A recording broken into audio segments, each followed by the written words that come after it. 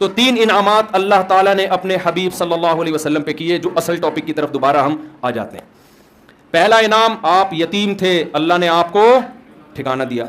دوسرا انعام، آپ علم نہیں تھا آپ کے پاس حلال و حرام کا، اللہ نے آپ کو شریعت کا علم دیا. تیسرا، آپ غریب تھے، اللہ نے آپ کو غنی کر دیا. یہاں بھی ایک ٹیکنیکل پوائنٹ، پھر قیام طعام کی طرف چلتے ہیں تو ذرا علمی باتیں ہیں نا بیچ میں آ جائیں. دیکھو، غنی کیا ہے اللہ نے. غنی کا مطلب کیا ہوتا ہے؟ ایسا انتظام کر دینا کہ آپ دوسروں کے محتاج نہ رہیں. آج ہمارے یہاں فقیروں کو بھیک دے دے کے اور بگاڑ دیتے ہیں. فقیروں کو بھیک دے دے کے، آپ تحقیق کرو کسی فقیر کے بارے میں، مستحق ہے نا، اس کو اسٹیبل کر دو. اور اگر آپ کو یہ اندازہ ہو جائے یہ کمبخت اسٹیبل ہونا ہی نہیں چاہتا ہے، اس کو لت پڑ گئی ہے، پھر مت دو اس کو. میرا بہت تجربہ ہوا ہے. کوئی نوجوان آیا بھیک مانگ رہا ہے، میں نے کہا کوئی بات نہیں، آپ کو کتنے پیسے چاہیے؟ جی 500 روپے چاہیے. میں نے کہا ہماری مسجد میں فرنٹ ایریا ذرا خراب ہوا ہے، اس کو تھوڑا صفائی کر دو، میں آپ کو 500 روپے دے دوں گا. ایسا غائب ہوا مارکیٹ سے شارٹ. اس کا مطلب یہ پروفیشنل بھکاری ہے. اس کو آپ 500 روپے دے کے غنی کر دو گے. اور زیادہ غنی کی ڈیفینیشن سمجھ میں آئی؟ مالدار ہونا نہیں ہے، غنی مستغنی سے نکلا ہے، بے پرواہ، کسی کی ضرورت نہیں ہے. ہمارے نبی غنی کرتے تھے لوگوں کو اور غنی بننے کی ترغیب دیتے تھے. مشہور واقعہ ہے نا، ایک شخص بھیک مانگنے کے لیے آیا، آپ صلی اللہ علیہ وسلم نے اس کو حکم دیا کہ گھر میں جو کچھ ہے لے کر آؤ. وہ برتن لے کر آیا، اس کو آپ نے بیچا، نیلام کیا، کلہاڑا دیا، کہا جنگلوں سے لکڑیاں کاٹ کے لاؤ بیچو. وہ لائے، 1 درہم کے 2 درہم، 2 کے 4 درہم ہو گئے. تو یہ نبی نے ان کو بھیک نہیں دی بلکہ ان کو کیا کر دیا؟ غنی کر دیا آپ صلی اللہ علیہ وسلم.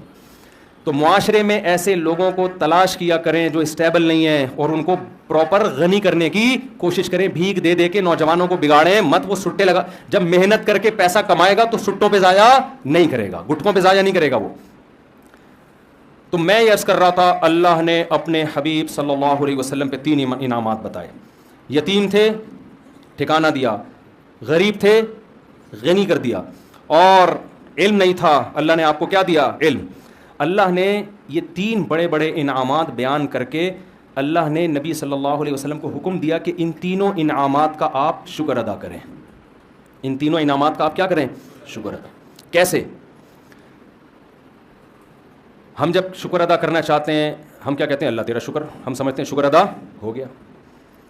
اللہ ہم پر کوئی انعام کرے ہم کہتے ہیں اللہ کا بڑا فضل ہے. ہم سمجھتے ہیں اس کا شکر ادا بولو ہو گیا. آواز تو سب کو صحیح آ رہی ہے نا؟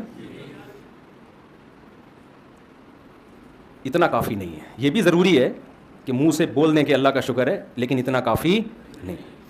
اگر اتنا کافی ہوتا تو اللہ اپنے حبیب پر 3 انعام کر کے کہتا کہ اے نبی آپ شکر ادا کر دیں. زبان سے کیا کہہ دیں؟ الحمدللہ. نا نا نا.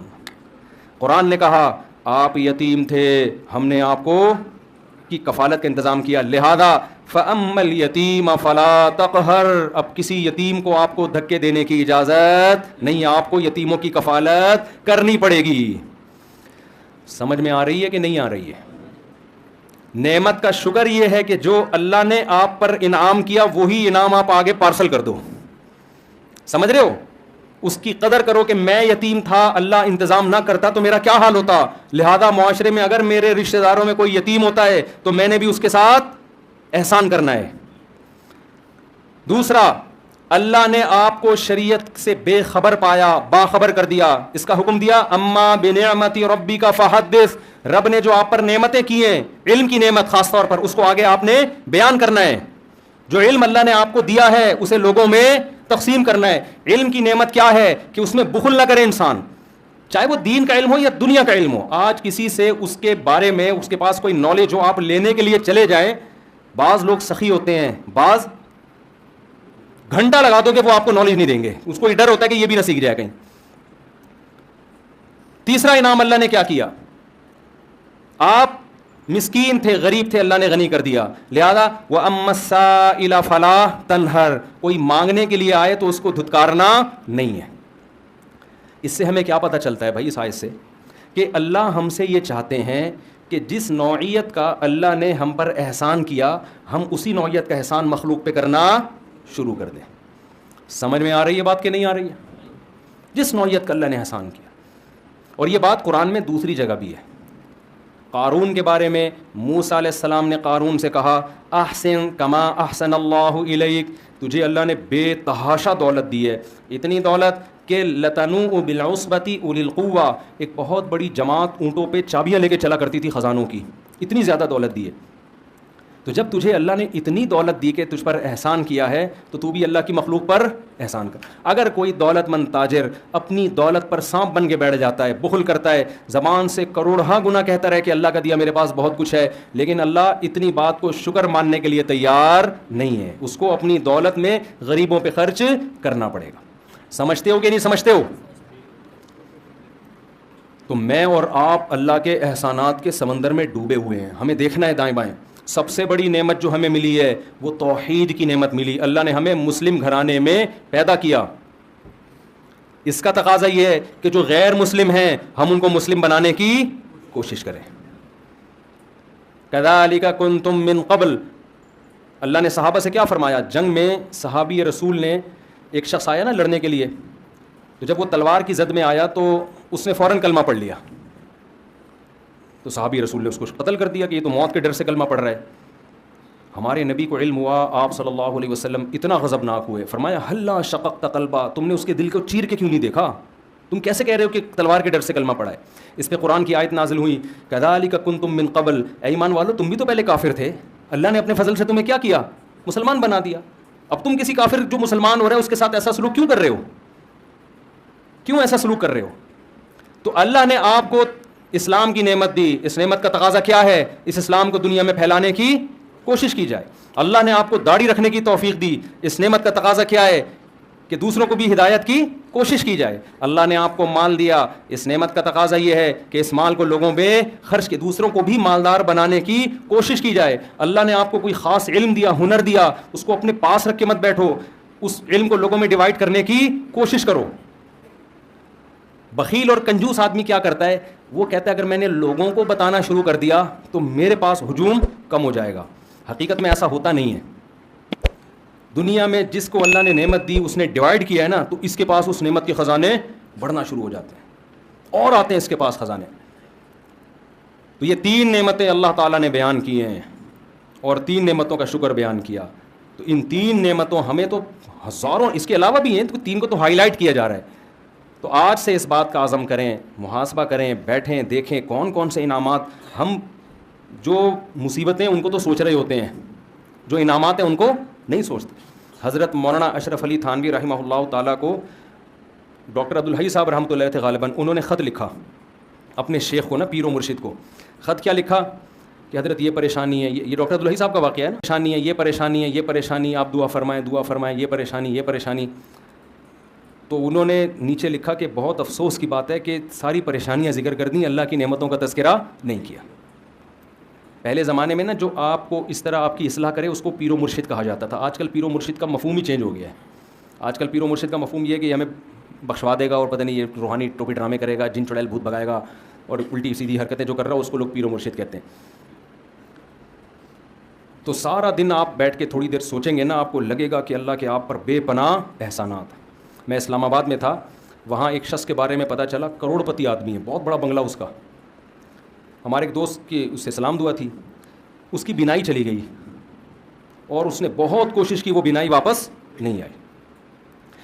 ایک دن وہ کہنے لگا اپنے اس دوست سے نا کہ ایک ٹھیلے والا بھٹے نہیں بیچ رہے ہوتے, جو بھٹا بیچ رہے ہوتے, تو اپنے دوست سے کہنے لگا, اس دوست نے مجھے بتایا کہ یار اگر یہ بھٹے والا میری ساری دولت بھی, اسلام آباد کا بنگلہ, میرا بزنس لے لے, یہ بھٹے کی ریڑھی مجھے دے دے اور آنکھیں دے دے, تو میں اس پہ تیار ہوں. اتنی بڑی نعمتیں ہیں جو اللہ نے مجھے اور آپ کو عطا کی ہوئی ہیں, اتنی بڑی بڑی نعمتیں. ہم پریشان کیوں ہوتے ہیں؟ ایک دن ایک صاحب میرے پاس آئے اور اپنی پریشانیاں گنوانے لگے نا, یہ پریشانی, یہ پریشانی, یہ پریشانی, یہ پریشانی, یہ ٹینشن, یہ ٹینشن, یہ ٹینشن. میں نے اس کو کہا, میں نے کہا یار جو ٹینشنیں آپ بیان کر رہے ہو نا, جس سے آپ موٹیویشن لینے کے لیے آئے ہو, اس کے پاس یہ والی ٹینشن اس سے ڈبل ہے. سمجھ آ رہی بات؟ اس کے پاس یہ والی ٹینشنیں کیا ہیں؟ اس سے ڈبل ہیں. تو میں آپ کی ٹینشنیں کیسے ختم کر دوں؟ میں نے کہا آپ کے ساتھ مسئلہ ٹینشنوں کا نہیں ہے, آپ کے ساتھ مسئلہ یہ ہے کہ آپ نے اس دنیا کو مسافر خانہ نہیں سمجھا. جو نعمتیں ہیں وہ دیکھ نہیں رہے, جو چیزیں نہیں ہیں ان کو ٹینشن سمجھ رہے ہو. اور دنیا میں کوئی آدمی ایسا ہے کہ اس کی ساری خواہشات پوری ہو جائیں؟ بولو نا, دنیا میں کوئی ہو نہیں سکتا. وجہ کیا ہے؟ ام للانسان ما تمنا. قرآن کہتے ہیں کیا انسان یہ سمجھتا ہے جو تمنا کرے گا مل جائے گا؟ یہ تو ممکن نہیں ہے. یہاں ہم نے یہ دیکھنا کیا کیا ملا ہوا ہے, یہ نہیں دیکھنا کیا کیا نہیں ملا ہوا.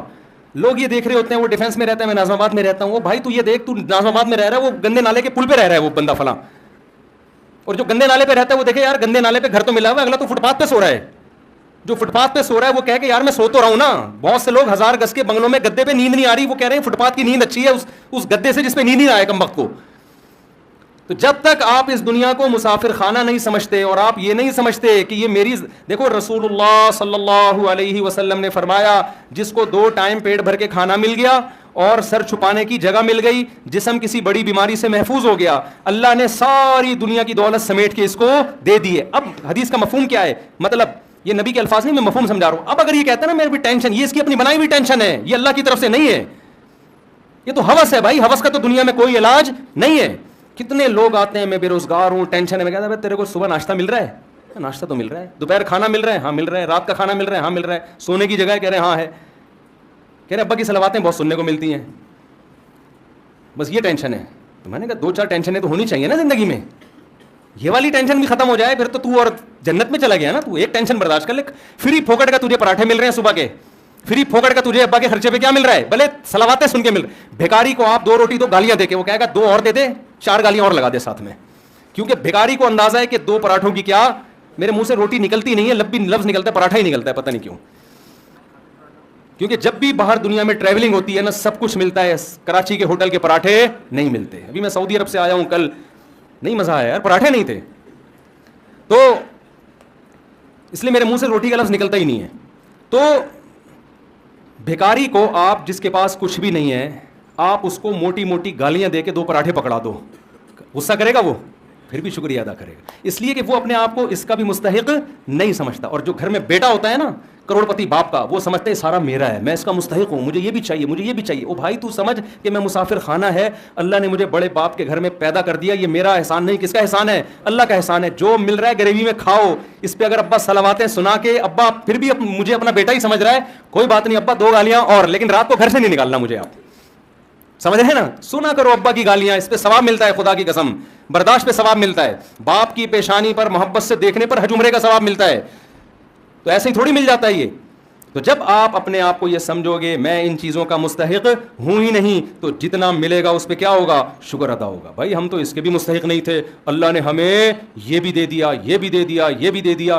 تو ہم تو یہ چیز بتاتے ہیں لوگوں کو کہ بھائی, وہ اکثر ایک میں واقعہ سناتا ہوں, بس یہ واقعہ بیان کر کے اپنی بات کو ختم کرتا ہوں. ایک نجومی کے پاس ایک آدمی گیا اور اپنی ہاتھ دکھائی, نجومیوں کو آتا واتا کچھ نہیں ہے لیکن ویسے لوگ چلے جاتے ہیں. تو نجومی نے ہاتھ دیکھ کے کہا کہ بھائی 10 سال تک, وہ غریب آدمی تھا, نجومی نے کہا 10 سال تک تم غریب کے غریب ہی رہو گے.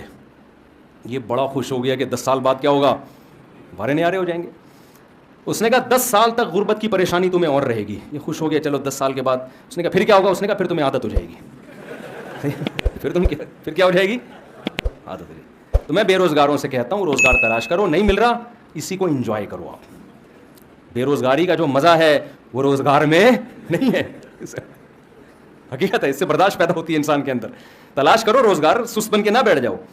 جب کوئی پریشانی آئے, دنیا کیا ہے, مسافر خانہ, فنا ہونے کی. یہاں بڑے بڑے خوشحال لوگ آئے, وہ چلی گئی 96 سال میں یار, ہیں بھائی 96 توپوں کی, 96 میں گئی 98 میں گئی ہے, 96 سال میں 96 توپوں کی سلامی دی گئی ہے اس کو. اب فرض کر لو میں اور آپ, اگر ہم تو برطانیہ کے ویزے کے لیے ترس رہے ہوتے ہیں نا, مل جائے تو بڑے خوش. اس کو ویزا نہیں ملا, برطانیوں کی ماں تھی وہ, برطانیوں کا باپ تھا وہ. ہمیں اگر برطانیہ کا باپ بنا دیا جاتا تو 96 سال کے بعد بھی ہمارا وہی حشر ہونا تھا جو ملکہ برطانیہ کا ہوا ہے. تو یار نتیجہ تو سب کا ایک ہی جیسا ہے نا, پائپ کے منہ میں بیٹھو یا پائپ تمہارے منہ میں ہو, رزلٹ ایک ہی ہے. جب رزلٹ وہی نکل رہے ہیں بھائی اس کا, تو کیا یار, جس نے زیادہ سموسے کھا لیے, جس نے 2 پراٹھے کھا لیے, جس نے نہیں کھایا, جو روزگار ہے, جو بے روزگار ہے, تھوڑے دنوں کی کہانی ہے, رزلٹ کیا ہونے والا ہے, ایک جیسا. قبرستان جایا کرو, ڈیفینس کے تو خاص طور پہ جایا کرو قبرستان, بڑے بڑے لوگ یہاں نیچے دفن ہوتے ہیں, تو جا کے دیکھا کرو یار یہ فلاں کا بنگلہ, یہ فلاں کا بنگلہ. ابھی ایک دفعہ میں جب گلشن اقبال میں رہتا تھا نا پہلے, تو میں گھر تلاش کر رہا تھا گلشن اقبال میں, تو کسی نے مجھے کہا یہاں بڑا وی آئی پی سا قبرستان ہے. میں نے کہا یار قبر میں جانے کے بعد نہیں پتہ چلتا کہ وی آئی پی ہے یا اورنگی ٹاؤن کا قبرستان ہو, گندے نالے کا قبرستان ہو, یا ڈیفینس کا. اندر سے سارے کیا ہوتے ہیں, جتنے کیڑے ایک غریب رکشے والے کی لاش پہ ہوتے ہیں اتنے ہی میرے بھائی معذرت کے ساتھ ڈیفینس والوں کی لاش پہ بھی اتنے ہی کیڑے ہوں گے. تو یہ ڈیفینس آپ لوگ رہتے ہو نا, یہ زیادہ 2 ٹکے کی خدا کی قسم رہو آپ, ایسا نہ چھوڑ کے آپ گندے نالے چلے جاؤ, یہ مطلب نہیں ہے. کیونکہ وہاں جاؤ گے تو جلدی قبرستان جانے کا چانس ہوگا, وہاں ڈینگی وینگی نالوں میں بہت پھیلا ہوا ہے آج کل. تو لیکن حقیقت یہ ہے کہ 2 ٹکے کی ویلیو, ان چیزوں سے دل لگانے کی بالکل کوشش مت کرو. ان کی حیثیت صرف اتنی ہے کہ ٹرین میں آپ سفر کر رہے ہو, آگے اسٹیشن پہ آپ نے اتر جانا ہے, کوئی دروازے پہ لٹک کے جا رہا ہے, کوئی نیچے بیٹھ کے جا رہا ہے, کوئی اکانومی کلاس میں جا رہا ہے, اور کوئی بزنس کلاس میں جا رہا ہے. آگے جا کے سارے کیا ہو جاتے ہیں, دنیا میں تو پھر بھی برابر نہیں ہوتے, بزنس کلاس والے کو پروٹوکول کے ساتھ لینے کے لیے آئے, لیکن اللہ کے ہاں آگے جا کے سب کا اینڈ کیا ہے, برابر, ختم, فنش. تھوڑے دن کی کہانی ہے. اور یہ ملکہ برطانیہ کا بار بار سوچا کرو یار, 96 سال میں اس کو 96 توپوں کی, میں نے خبر سنی 96 توپوں کی سلامی ہے یار. توپوں کا کتنا خرچہ کرا دیا اس نے. اللہ یہ بھی پوچھے گا, یہ تیرے باپ کے پیسوں سے یہ توپیں جو ہے نا تیرے اوپر خرچ ہو رہی ہیں, یہ تو قوم کا پیسہ ہے. اللہ پوچھے, اللہ تو ایک ایک چیز کا حساب لے گا کہ 96 تو 1 مہینہ تک تو رہی ہے. کتنے دن جنازہ دفنایا گیا, کتنے دن بعد ہیں, پتہ نہیں 18 دن تک, اتنے پھول, اتنے پروٹوکول, اتنے یہ سارا خرچہ ہوا ہے. یہ قبر میں نکلے گا خرچہ. اللہ پوچھے گا انسانوں, ہم وصیت کرتے ہیں ہمیں ایسا پروٹوکول, اول تو ہم کو اتنی بڑی چیز نہیں ہے, اگر بن بھی گئے نہیں بھائی ہمیں نہیں چاہیے. ہمیں حضرت ابو بکر نے کیا وصیت کی تھی, نیا کفن بھی مت دینا. حضرت ابو بکر کی ویلیو تو بہت بڑی تھی نا, لاکھوں مربع میل کے حکمران تھے. عمر پہ حکومت کی ابو بکر نے, جن کے ماتحت عمر اور ابو ہریرہ اور ابن مسعود جیسے لوگوں, کتنا بڑا حکمران ہوگا. وصیت کر رہے ہیں میں جب مر جاؤں تو مجھے پرانے کپڑوں میں دفنانا, نیا کفن مجھے مت دینا. نئے کپڑے زندہ لوگوں کے لیے ہیں, جانے والوں کے لیے نئے کپڑے نہیں ہوتے. وہ سمجھتے تھے بھائی یہ مسافر خانہ ہے. تو غیر مسلموں کی چیزوں سے متاثر مت ہو, خدا کا واسطہ. ملکہ برطانیہ سے ہمیں کوئی وہ نہیں ہے, کوئی چڑ نہیں ہے, کوئی میرا کلپ بنا دے ملکہ برطانیہ کے خلاف, وہ تو سب کے ساتھ ایسا ہی ہوتا ہے, وہاں جی پروٹوکول ملتا ہے. لیکن میں تو آپ کو اسلام اور غیر اسلام کا فرق بتا رہا ہوں. ملکہ برطانیہ اور اسلام کا فرق نہیں بتا رہا آپ کو, ہماری ملکہ ان کی ملکہ کا فرق نہیں. ہمارے ہاں تو ملکائیں جاتی ہیں تو وہ دفنانے کے لیے چیز, ہماری ملکہ تو بے نظیر بھٹو تھی نا. ہمارے ہاں تو ملکہ جاتے ہیں الگ اسٹائل سے ہیں, کوئی بم دھماکے میں جا رہا ہے اس کو کیا پروٹوکول, ضیاء الحق کیا وہ بوٹی بیچارے کی وہ شہادت کے بعد کچھ 2-4 چیزیں ملی ہیں. ہم تو ویسے ایسا پروٹوکول دے ہی نہیں سکتے. ہمارے یہاں نیچرل طریقے سے نہیں جاتے لوگ, ٹھیک ہے نا. ہمارے یہاں نیچرل سسٹم ہی نہیں ہے بڑے لوگوں کے جانے کا دنیا سے. ہمارے یہاں کوئی دھماکہ ہوتا ہے وہ چلے گئے جی, اخبار میں آ گئے جی انتقال ہو گیا, کیسے ہوا یہ زیادہ ڈیٹیل میں جاتے ہی نہیں ہماری قوم.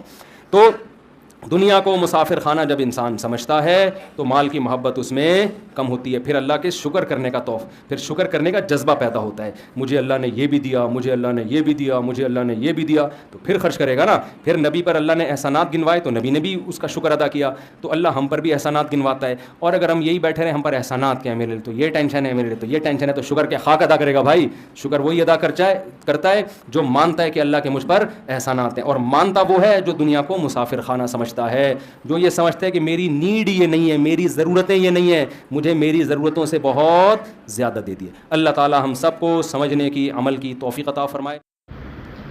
السلام علیکم ورحمۃ اللہ وبرکاتہ. میں صنوبر نہال ملک اس چینل کے ذریعے یہ چھوٹی سی یاد دہانی تھی کہ ٹینشن چھوڑ کر توکل سیکھیے. مجھے امید ہے یہ پیغام آپ کے دل تک ضرور پہنچا ہوگا. ایسے اور دل کو چھو لینے والی پیغامات کے لیے میری اس چھوٹی سی کوشش دین بائی صنوبر کا حصہ بنیے. دعاؤں میں یاد رکھیے. اللہ حافظ.